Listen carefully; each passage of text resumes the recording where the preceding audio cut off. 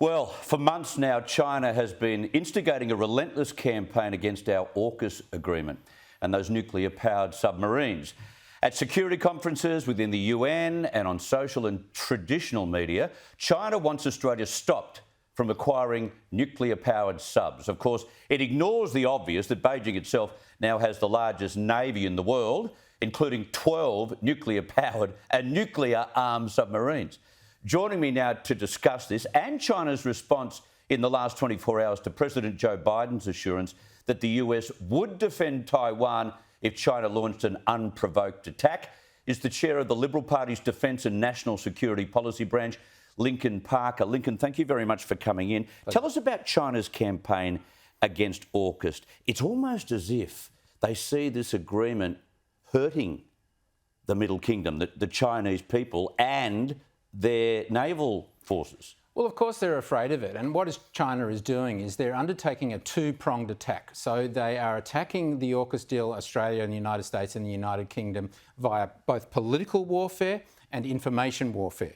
So on the political warfare front, they have gone to the International Atomic Energy Agency, the IAEA, and complained that the AUKUS nuclear-powered submarine portion of the arrangement is against the international law that we have signed up to.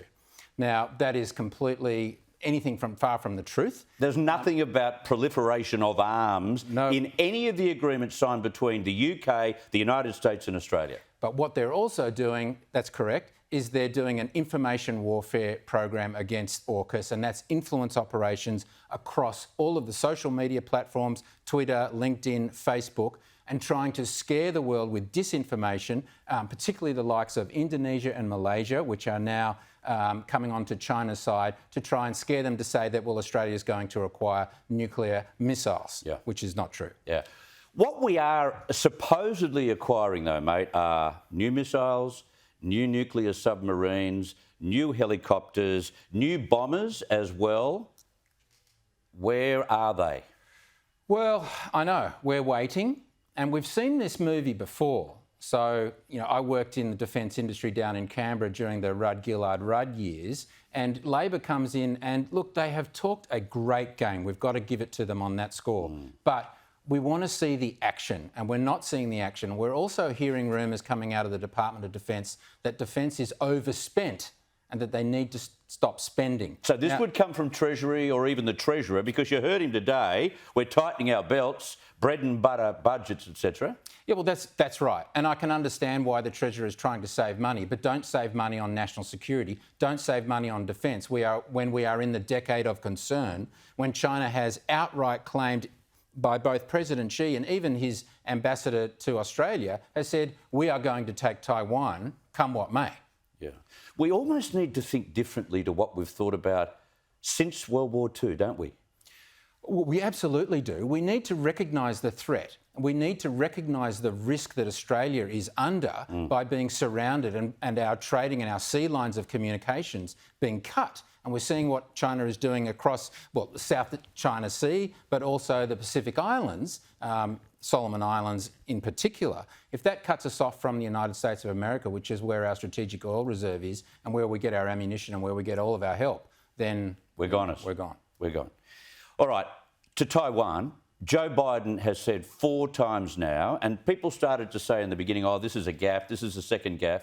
It's no longer a gaffe. He's saying that they will go in and defend if there's an unprovoked attack by China on Taiwan. Now, I get the feeling that he's almost learnt his lesson from being very meek and weak prior to Russia going into Ukraine and thinking to himself, well, if I say we're not going to attack, China will definitely go in. I may as well say we will. Well, is that your reading of it? Yeah, there's a lot to unpack there. So he has said that on 4 occasions, and the most recent being on 60 Minutes. And every time the White House staff has walked back his comments. Look, if he's really serious, why doesn't he take it to the Congress and change the Taiwan Relations Act? The Taiwan Relations Act, as it stands now, only commits or obligates the United States to provide arms or ammunition, etc. As we do with Ukraine. As we do with the Ukraine, in order for Taiwan to defend itself. That's it. So why doesn't he go, and he would get bipartisan support. Yeah. He would get worldwide support almost to change that. But I think, yes, look, it's a good thing that he's saying it, Chris. OK, let's presume we reload our defence hardware under this government, and in 2027, China takes Taiwan, as Xi Jinping has suggested. We can't bail on the US. That is not an option. Well, I wouldn't have thought so, Chris. We are known for being loyal, steadfast allies. The United States has come to our aid in our time of need, in our dire hour of need just 80 years ago. I would think that given that the United States is our sole guarantor of our entire security, that we would back them. OK, but where are we getting the oil, the gas, all the armaments we need, the baseload power to run engines and machinery that are at war?